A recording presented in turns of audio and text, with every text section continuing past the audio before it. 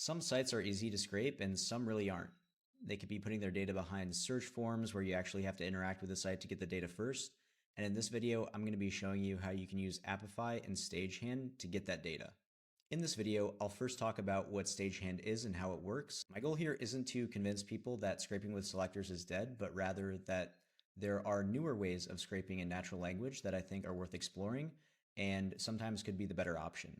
My hope is that you come to this video with an open mind and you learn something new about how you can scrape websites using natural language. So first, let's talk about what Stagehand is. Stagehand is an open source browser automation framework by BrowserBase. Instead of writing selectors to find elements, you can simply tell it what you want and it'll use an LLM to work out the rest. And there are three key verbs I want to focus on in today's video. The first one is act. The act function is allowing the AI agent to actually do something on the page, whether it's clicking a button or entering some information into an input field. So this could be used for telling the agent to navigate to a different page on the website or to input some information on a searchable database to allow you to actually get data after the search is completed. The second function that we're going to be looking at is extract, and this is going to be what allows the agent to actually pull structured data into a schema that you define. And the final function we'll look at is the observe function. This allows an agent to observe what is actually happening on a page without actually interacting with it. So checking if there's a button, checking if the data is loaded, things like that. So now that we have a high-level understanding of what Stagehand is and how it works, let's get into some of the code of the actor I built, and then we can see a demo of what it does. Okay, so let's take a look at some of the code. I'm going to assume that people know how to build an actor and also get inputs from an actor for this video, and really just try to focus on the use of Stagehand within the actor. So the first thing we're going to look at is building Stagehand itself. So inside of this function, this is where we can create an instance of Stagehand. And it's pretty simple to create an instance of Stagehand. You really just need the model provider, so Anthropic, OpenAI, etc., and then an API key to pass in. And as you can see here, this is all it's really taking. We have the model, we have the browser options or the local browser launch options, and we have self-heal set to true, and it is returned. So the next important thing that we're doing inside of this actor is we are creating an instance of an adapter to the site that we're scraping. And the site that I'm scraping is Austin Building Connect. So it's a searchable database for different types of permits like build permits. So if I click into this adapters file, you can see here that we have a class that is basically going to be the controller for our Stagehand while it's actually interacting with the site. So we can get into some of those verbs that we talked about earlier in the video, like in the runSearch function. Now, really quickly, I want to show you what the website looks like so you can actually understand what the criteria is that we're passing in and what all these actions are actually doing. So here you can see that we are on the Building Connect citizen portal for public search. The way I would do this as a human is I would click here and I would enter a zip code and I would also select build permits and then I would hit search. And you can see here, this is where I would get the actual data after interacting with the page and searching. And once we're here, we would click on something like the detail button to be able to get all of this information, like the people details, get the contact information, things like that. So let's get back to the code and look at that function again now. So here you can see this runSearch function is taking in a criteria as an argument. And that search criteria is an interface of the important pieces that we wanted to be able to input on the search on the site that I just showed you. And so it's going to first go to the page, and then we are going to use a helper function settle. This is also in Stagehand. So we're simply just waiting for the page to load before we actually interact with the site. And now we get into one of the verbs that I talked about earlier, which is the act function.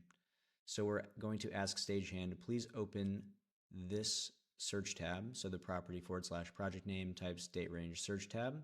And so once it's clicked on that tab, we're going to ask it to type in the zip code in the zip field that we passed into the criteria. And then we're going to ask it to select the permit case type that we passed into the criteria as well.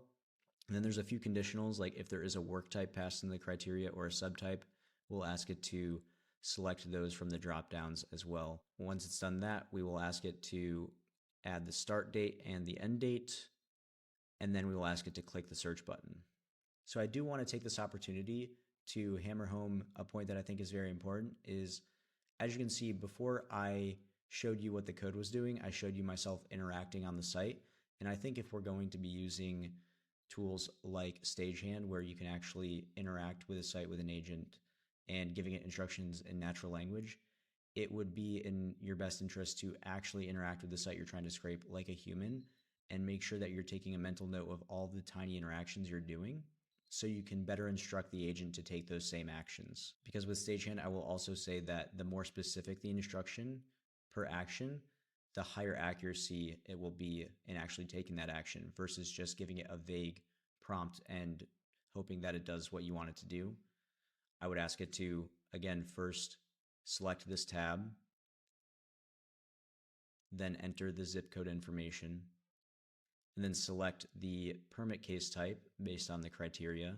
And if there was a subtype and work type, enter that, as well as add a start and end date, and then click the search button. And now that I made that point, let's go back to the code. So now that we have the adapter and we know what the runSearch function is doing, once it's actually come up with the search results, we're going to iterate through the results and extract results row. So if I go back into the adapter, we are asking Stagehand to extract every permit row from the results table currently shown on the page. And so once we've extracted the rows, we are basically making a pagination guard. The reason I'm doing this is because before I added this, Stagehand was going to the next page, and even if it was at the last page, it would keep clicking and then collecting information from that page. And so we kind of ended up in this infinite loop. And so if Stagehand is on the last page and then it clicks again and it's still on the last page, we'll be able to tell because we'll know that the page's signature matches the previous page. And so we reach the end. And so the next thing we'll do is we'll go through each row and we will click on open detail, which again is me just telling it what I would do if I was a human, which is to click the detail button in the results row for that permit, which if you look here would be like me really going over here and clicking on the detail button to be able to have all this information in front of me. And then we're going to call extract folder details. And so this is the next function that we talked about in the beginning of the video, which is the extract function.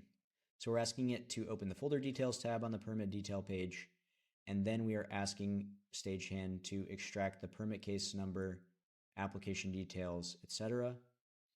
And what's cool about the extract function is you can pass in a schema, and the schema will let Stagehand know what we are expecting back as structured output. And you can also add these describe decorators here to make sure that it understands what each of these parameters or what each of these properties is for. And so that's how we get the details from each of the permit pages. And so we'll go through every single permit on the results up to the max limit that we set in the beginning. And then we will push all of those records using actor.pushData to push it onto the dataset for us to see the output. And so hopefully looking at some of the pieces of the code here gave you an idea of how you can actually use something like Stagehand to both interact with a site in natural language and also extract data to structured output. And with that being said, let's show the demo of the actor that was actually built.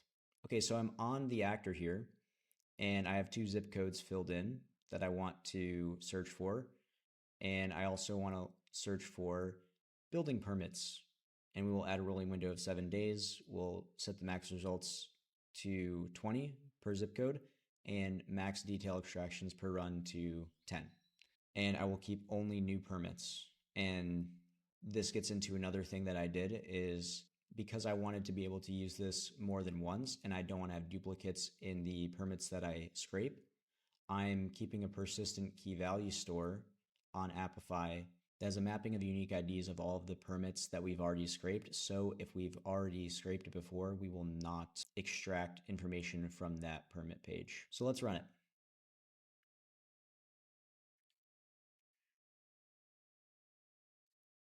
So as you can see in the logs here that we are now launching the local browser with Stagehand, and we are using OpenAI's GPT 4.5 mini model as the model that is powering this agent.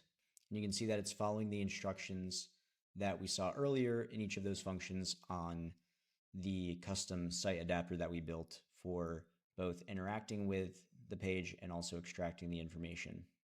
Okay, and I think we have completed. So if we go to the output here, we can see that we've extracted all the information from the search. And so as you can see here, we have like the permit case number, the description, the work type, the status, the application date. We also have the contacts, which again, I'm not an expert in, like home service or building service businesses, but maybe knowing what people are going to be building so you can get on top of it and reach out to them before they're even done building or have the permit to do so.